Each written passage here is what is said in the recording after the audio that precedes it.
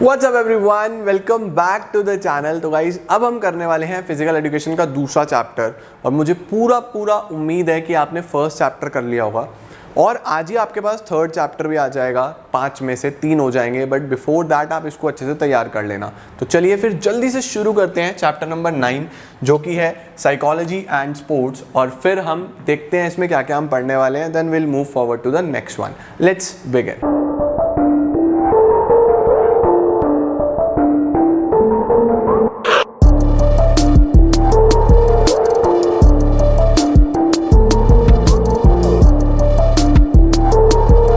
तो शुरुआत करते हैं इस चैप्टर की। कहाँ से शुरू होता है ये चैप्टर? स्टार्ट होता है गाइस मीनिंग ऑफ पर्सनालिटी के साथ कि पर्सनालिटी क्या होता है, किस तरीके से चलता है। तो आप बोलोगे कि जो शब्द पर्सनालिटी है, सबसे पहले the word personality is derived from Latin word persona. इसको आप लिख के चलना। जो वर्ड पर्सनालिटी है वो पर्सोना से आया है, जिसका मतलब एक मास्क होता है। मतलब इंडिविजुअल फिजिकली कैसा है, उसका ओवरऑल इंटरनली क्या माइंडसेट है और वो क्या ऊपर से आपको दिख रहा है, क्या मास्क है ना, उसी को पर्सनालिटी बोलते हैं। A mask was born by various actors in dramas.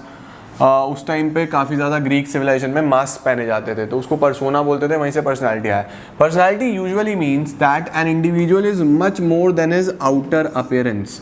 एक इंसान उसके अपीयरेंस से काफ़ी ज़्यादा कुछ होता है। Personality is a dynamic and organised set of characteristics. यहाँ पे ये सबसे इंपॉर्टेंट वर्ड है कि पर्सनालिटी में हम लोगों की कैरेक्टरिस्टिक्स को डिफाइन करते हैं। By a person which influences his her cognitions, emotions, motivations and behaviours. ठीक है। Personality also refers to the patterns of इंसान के थॉट्स, उसके फीलिंग्स, उसके सोशल एडजस्टमेंट्स यानी रिलेशंस, वो किस तरीके से समाज में रहता है, काम करता है, और बिहेवियर, ये सब उसकी पर्सनालिटी को शो करते हैं। ठीक है जी। इसके बाद आता है हमारे पास डायमेंशंस ऑफ पर्सनालिटी कि पर्सनालिटी में अब इतनी सारी चीज़ें आपने पढ़ ली, तो पर्सनालिटी के कौन कौन से डायमेंशंस होंगे, किस किस चीज़ को आप पर्सनालिटी में कंसिडर करोगे। तो जो सबसे पहला डायमेंशन आता है वो आता है फिजिकल डायमेंशन। फिजिकल मतलब कि एक इंसान फिजिकली कैसा दिखता है, उसका अपीयरेंस कैसा है, उसका स्ट्रक्चर कैसा है, क्या वो टॉल है, क्या वो मस्कुलर है, क्या वो ओबीज है, क्या वो बहुत स्लिम ट्रिम है। मतलब अलग अलग लोगों के अपीयरेंस होते हैं, है ना। क्या लिखा है? Physical dimensions is considered the most significant dimensions of personality. It is based on first impression is the last impression. पहले इंप्रेशन वाली बात है। Physical dimensions is related to good physique, good appearance, good health, ETC. ठीक है जी। इसके साथ साथ क्या लिखा हुआ है? Usually all individuals are impressed by persons. लोग किससे इम्प्रेस्ड होते हैं? Who have good height, well proportionate body weight, good posture, sturdy body, bright face. और एक under confident, stooping, weak person ये किसी को इंप्रेस नहीं कर पाता है। तो पर्सनालिटी में जो इंसान दिखता है वो सबसे पहले दिखता है फिजिकल डायमेंशन। ठीक है। फिजिकल के बाद क्या आता है हमारे पास? Mental dimension. मेंटल होता है कि चलो फिजिकली तो नहीं, लेकिन मेंटली वो इंसान बड़ा ज़बरदस्त है ना। मेंटल डायमेंशन, जैसे हमारे गूगल के सीईओ, आप हमारे गूगल के सीईओ को देखोगे तो आपको लगेगा यार सुंदर पिचाई, अगर आप इस वीडियो को देख रहे हैं तो आपको लगेगा कि यार कि क्या किस तरीके से फिजिकली आपको लगेगा कि इतना सिंपल साधारण सा इंसान है, कोई बहुत ज़्यादा मस्कुलर नहीं है, लेकिन दिमाग इतना चातुर है, दिमाग इतना ज़बरदस्त है कि क्या बड़ा काम करा है, गूगल के सीईओ बन के बैठे हैं, है ना। तो उनके पास कौन सी पर्सनालिटी है? Mental personality. एक ज़बरदस्त डायमेंशन है कि मेंटली इतने स्ट्रांग है, मेंटली इतने ज़बरदस्त हैं कि बहुत बड़ा काम कर दिया और लोग इम्प्रेस हो रहे हैं, राइट। तो mental dimension is the most significant attribute of personality. Mental dimension is related to mental and intellectual strength and ability. Mental dimension is too vital to be ignored, छोड़ नहीं सकते हम। Real identification of personality lies in mental dimension. ठीक है। Those who are not mentally sound have nothing to offer others. जो mentally sound नहीं है वो दूसरों को कुछ ऑफर ही नहीं कर सकते हैं, right. The development of thinking, reasoning, intuition, judgement, ये सब सिर्फ और सिर्फ एजुकेशन के थ्रू पॉसिबल है। इसके बाद और कौन सा डायमेंशन होता है? एक होता है हमारे पास तीसरा वाला, जिसको हम बोलते हैं सोशल डायमेंशन। इसको हम बोलते हैं सोशल डायमेंशन। सोशल क्या होता है कि एक इंसान खुद को कैसे सोशलाइज करता है, खुद को सोसाइटी में कैसा पोजेस करता है, क्या वो लोगों के साथ सारे फेस्टिवल सेलिब्रेट करता है, क्या सबके सुख में एंजॉय करता है, सबके दुख में दुखी होता है, सोसाइटी में किस तरीके से वो रह रहा है, क्या उसका बिहेवियर है, वो सब कौन से डायमेंशन होते हैं? Social dimension. It is the next important dimension of personality. Humans are social animals, he lives in society in which socialisation takes place, है ना। सबसे पहले overall personality physical, mental, then social. ठीक है। समाज में कैसे रह रहे हैं। Man doesn't live for himself alone, he lives for others too. Sociability is the inherent in man's biological nature. In fact, the seeds of sociability are sown in human personality right from the moment a human child is born. ठीक है, human child learns to behave because he is basically sociable. एक human child behave कैसे करता है, क्योंकि वो sociable है, वो लोगों से पैदा होते ही सबसे पहले नर्स मिलती है उसको, तो काफ़ी ज़्यादा social रहता है इंसान. तो social personality चेक करनी भी ज़रूरी है. इसके अंदर क्या क्या आता है, behavior pattern, custom क्या है, traditions कैसे हैं, standards कैसे हैं, manners कैसे हैं, right. देन हमारे पास आता है इमोशनल डायमेंशन. इमोशनल का मतलब कि आपके इमोशंस कैसे हैं, क्या आप बहुत जल्दी गुस्सा करते हो, क्या आप बहुत जल्दी खुश हो जाते हो, आप चीज़ों को किस तरीके से हैंडल करते हो. इमोशनल तो नहीं हो, कोई इंसान देखा उन्हें कुछ कह दो रोना शुरू हो जाएंगे, और उन्हें हल्की सी बात पे हंसी बहुत ज़्यादा आ जाती है. तो सबके इमोशंस अलग अलग होते हैं, right. Emotional dimension is also an important dimension of personality. Emotional dimension is related to emotional stability. To have emotional stability is an essential aspect of one's personality. Personality में इमोशंस पे control होना बहुत ज़रूरी है. It means that one must have proper control over various emotions, जैसे कि fear, anger, disgust, distress, amusement, happiness, ये सब हैंडल करने आने चाहिए. सही है जी. ये मैंने नोट्स इस तरीके से बनवाए हैं कि आप जितना लिख पाओ एग्जामिनेशन में इनकी मदद से लिख पाओगे, क्योंकि मुझे बच्चों ने कल कमेंट सेक्शन में कहा था कि सर नोट्स थोड़े छोटे लग रहे हैं, तो आपका फीडबैक हम लेते हैं और चीज़ों को इम्प्रूव कर देते हैं. तो होपफुली इससे आपको काफ़ी मदद मिल जाएगी. इसके बाद आता है हमारे पास टाइप्स ऑफ पर्सनैलिटीज़. अब पर्सनैलिटीज़ कितने कितने प्रकार की होती हैं, वो पर्सनालिटीज़ को डिफाइन करा गया है अलग अलग बेसिस पे. सबसे पहला जो है यहाँ पे classification by William Herbert Sheldon. William Herbert Sheldon ने किस तरीके से बांटा है पर्सनालिटीज़ को, तो विलियम हर्बर्ट शेल्डन ने जो क्लासिफिकेशन करा है वो अपीयरेंस के बेसिस पे करा है. मतलब याद रखना, जो शेल्डन का क्लासिफिकेशन है वो अपीयरेंस के बेसिस पे. अपीयरेंस के बेसिस पे इन्होंने बोला 3 तरीके के होते हैं. एक होते हैं एंडोमॉर्फ, एक होते हैं मेसोमॉर्फ, और एक होते हैं एक्टोमॉर्फ. चल जा भाई, एक होते हैं एक्टोमॉर्फ. ठीक है, तो एंडोमॉर्फ, मेसोमॉर्फ और एक्टोमॉर्फ कौन कौन से होते हैं, इनका पहले मैं आपको डायग्राम. तो गाइस जब आप इस डायग्राम में ध्यान से देखो तो आपको समझ में आएगा कि जो सबसे पहले एक्टोमॉर्फ होते हैं, एक्टोमॉर्फ होते हैं ये वाले, बहुत स्लिम ट्रिम, शोल्डर्स डाउन होते हैं, कोई मसल मास नहीं होता, बड़े पतले दुबले से, कमज़ोर से होते हैं. ये सारे के सारे एक्टोमॉर्फ होते हैं. इसके बाद हमारे पास कौन से आते हैं, एक्टोमॉर्फ के बाद आते हैं मेसोमॉर्फ. मेसोमॉर्फ होते हैं काफ़ी मस्कुलर, वेल ट्रिम्ड बॉडी, अच्छी शेप में मसल्स होती हैं, ज़बरदस्त मस्कुलर होते हैं. उसके बाद कुछ लोग होते हैं एंडोमॉर्फ, जिन पे सब कुछ लगता है, पानी भी लगता है, एकदम पानी भी है, उससे भी सेहत बनती है. ये होते हैं एंडोमॉर्फ. तो सबसे पहले कौन से होते हैं हमारे पास, एक्टोमॉर्फ, काफ़ी पतले दुबले, मेसोमॉर्फ, मस्कुलर फिट ज़बरदस्त, और उसके बाद एंडोमॉर्फ जो आप इस तरीके से देख पा रहे हो. अब इन्हें डिफाइन करना हो तो कैसे करेंगे, अब वो देखते हैं. अब एक्टोमॉर्फ कौन से होते हैं, जो मैंने आपको बताया, these have are usually referred to as slim persons. काफ़ी स्लिम्स होते हैं और उनके मसल्स और लिंक्स elongated होते हैं. ठीक है, they have weak constitution of body and usually face great difficulties in gaining weight. इनका वेट जल्दी से नहीं बढ़ता. ठीक है, they have flat chests, flat chest होती हैं, and have less muscle mass. ये सब इनके कैरेक्टरिस्टिक्स हैं, इनके बारे में आप लिख सकते हो. ठीक है, उसके बाद हमारे पास होते हैं एंडोमॉर्फ. कौन से होते हैं, these individuals have short arms and legs, छोटे छोटे आर्म्स लेग्स होते हैं, राउंडेड फिजिक होते हैं, गोल मटोल. Their limbs seem to be shorter because of excessive deposit of adipose tissues. The upper parts of the arms and legs are significantly thicker. Upper part काफ़ी thicker होता है और lower part से. It is hard for them to lose weight. इनका weight lose नहीं होता है, मतलब पहले वाले का weight gain नहीं होता, इनका weight lose नहीं होता. इन दोनों के बीच में कौन होते हैं, इनके बीच में होते हैं mesomorph. Mesomorph are categorized as in between the other two body types and are generally described as muscular. इन्हें muscular बोला जाता है. They have athletic physique, जबरदस्त physique होती है, and balanced body composition. They are able to increase their muscle size quickly and easily. They have well developed rectangular shaped body. Rectangular shaped body होती है. They have thick bones and muscles. Chest and shoulders are larger and broader. ये इनके कुछ characteristics हैं. ठीक है जी, ये सब स्ट्रेंथ वगैरह में बढ़िया होते हैं, काफ़ी ज़्यादा इनके अंदर एनर्जी होती है, पावर होती है. ठीक है, तो ये हो गया हमारे पास सबसे पहला कौन सा, शेल्डन का क्लासिफिकेशन. शेल्डन में हमने एक्टोमॉर्फ, एंडोमॉर्फ, मेसोमॉर्फ तीनों देख लिए. इसके बाद अब कौन सा आता है, इसके बाद आता है अब हमारे पास जंग्स क्लासिफिकेशन। जंग्स ने क्या किया, सीसी जंग has classified personality on the base of सोशेबिलिटी। इसने सोशेबिलिटी के हिसाब से कि कौन लोग कितना सोशल हो सकते हैं या नहीं हो सकते हैं। अभी पर्सनालिटी में भी सोशल कैरेक्टरिस्टिक्स के बारे में पढ़ा था ना।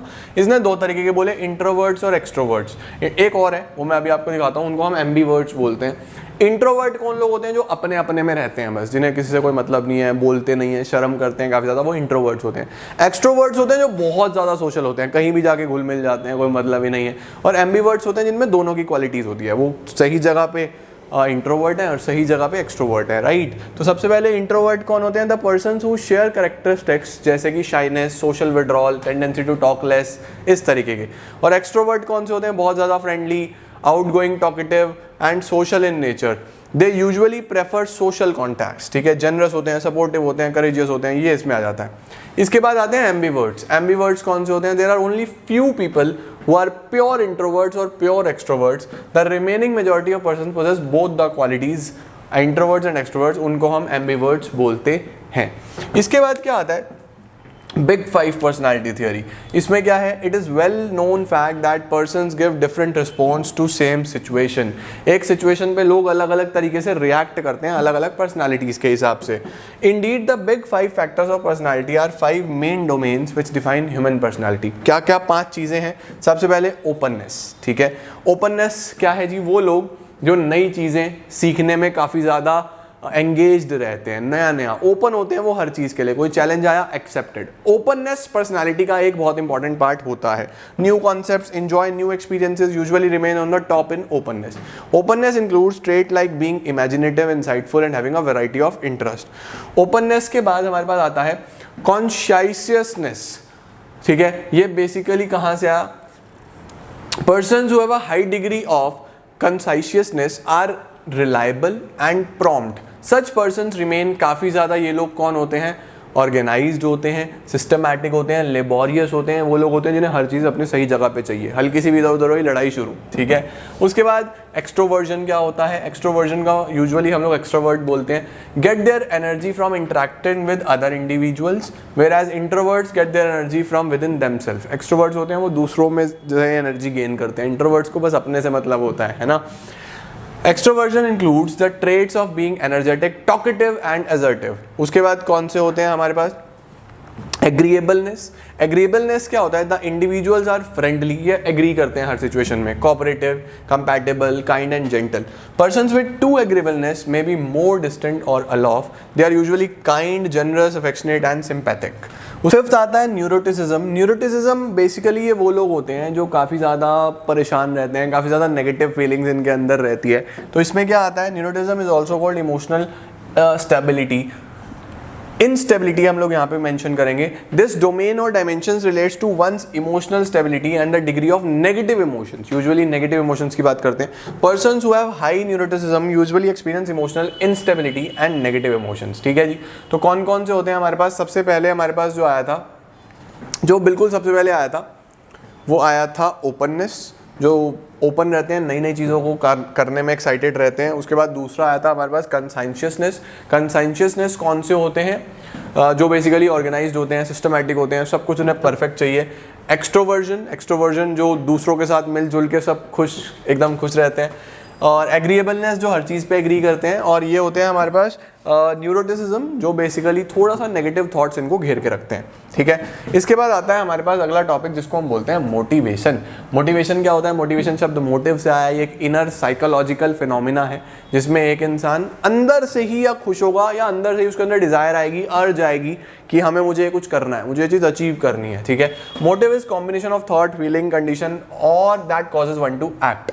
Motivation is one of the main psychological factors which affects performance, है ना। अगर आप मोटिवेटेड हो तो परफॉर्मेंस अच्छी रहेगी। Motivation means to be inspired and to do something. Definition of motivation is to give reason, enthusiasm और interest that causes a specific action और certain behaviour. Motivation is present in every function of life. Simple acts जैसे कि eating, drinking, ये भी motivated रहते हैं hunger से, thirst से रिस्पेक्टिवली। मतलब आप मोटिवेटेड ना किसी नीड्स के लिए होते हो। जैसे जो बिजनेस वाले बच्चे हैं वो मैस्लो की नीड समझ पा रहे होंगे कि मोटिवेशन के लिए कोई ना कोई ज़रूरत चाहिए होती है, नीड चाहिए होती है, उससे इंसान मोटिवेट होता है।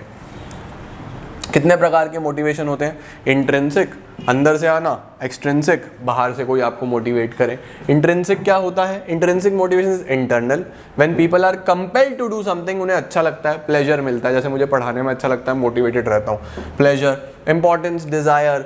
Motivation is always intrinsic when the force comes from within self, ठीक है। और एक्सटेंसिव कौन सा होता है? बाहर से कोई आपको मोटिवेट करे, बाहर से कोई आपको पुश करे कि यार तू कर सकता है, तू ये कर सकता है, राइट? तो ये एक्सटेंसिव हो जाता है। आज मैं राइट कितनी बार बोल रहा हूँ। Extensive motivation is an external, it occurs when external factors compel the person to do something. Motivation is always extrinsic when external forces positive और negative produce a behavioural change, ठीक है। काइंड्स ऑफ मोटिवेशन आ गया। अब motivate करने की क्या techniques होती हैं, किस तरीके से लोग मोटिवेट होते हैं, तो इसको आप दो लाइन में बस डिफाइन कर सकते हो। सबसे पहला गोल सेटिंग, जब आपने गोल सेट कर लिया तो फिर आप अपनी लाइफ में उसको अचीव करने के लिए आगे बढ़ते हो, तो गोल आपके लिए सबसे बड़ा मोटिवेशन होता है। एलेबोरेट अरेंजमेंट ऑफ कॉम्पिटिशन, जब कई बार हम किसी अपने कंपटीशन को, कॉम्पिटिटर को देख के भी मोटिवेट रहते हैं कि यार नहीं काम करेंगे तो वो आगे निकल जाएगा, है ना। अच्छा, इसके बाद क्या आता है?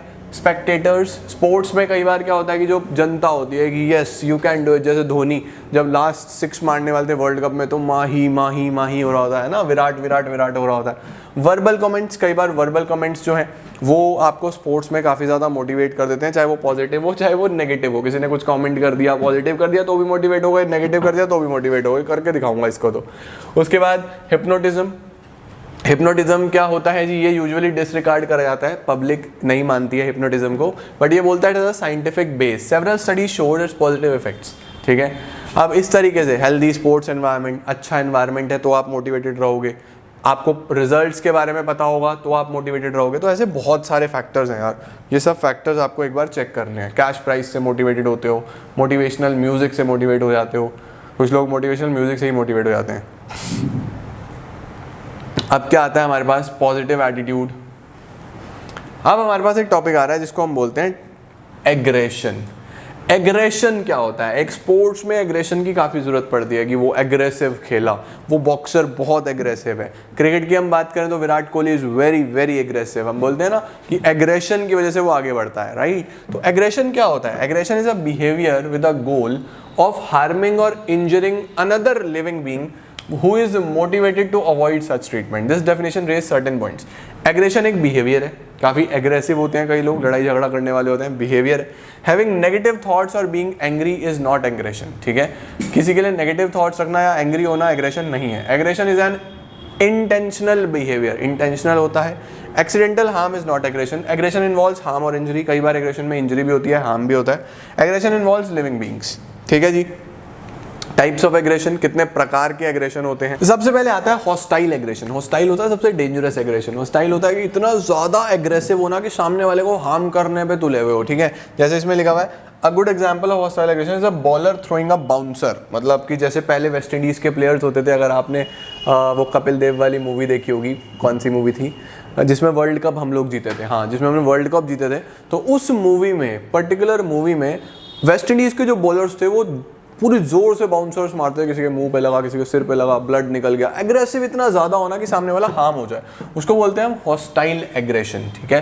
हॉस्टाइल एग्रेशन इज इन्फ्लिक्टिंग और कॉजिंग हार्म वेदर फिजिकल और साइकोलॉजिकल ऑन समवन एल्स, ठीक है।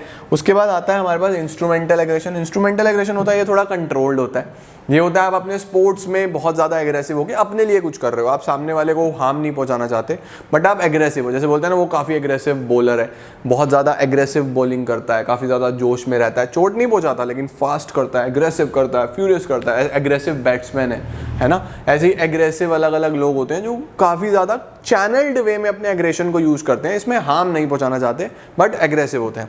इसमें क्या लिखा हुआ है? Instrumental aggression is displaying aggressive behaviour in the pursuit of a non aggressive goal. It is known as channeled aggression and is not accompanied by anger. This type of aggression comes in contact sports. In other words, instrumental aggression is behavior that has the intent to hurt in order to achieve money, praise or victory. In case of instrumental aggression, an athlete may intend to injure the opponent, but the most important goal is to win the competition. Competition जीतना होता है, hurt करना M नहीं होता, हो जाए तो हो जाए यार। तीसरा कौन सा आता है हमारे पास, assertive behaviour.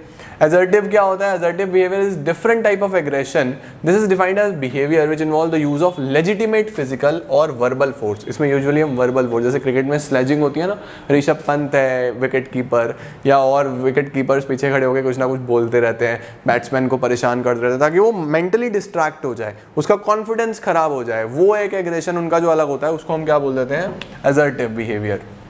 For example, sledging in cricket to cause psychological discomfort for the batsman. For an act to be assertive, it must be a goal directed with no specific intention to harm. इसमें भी harm aim नहीं होता और legitimate force लगती है, rules नहीं तोड़े जाते।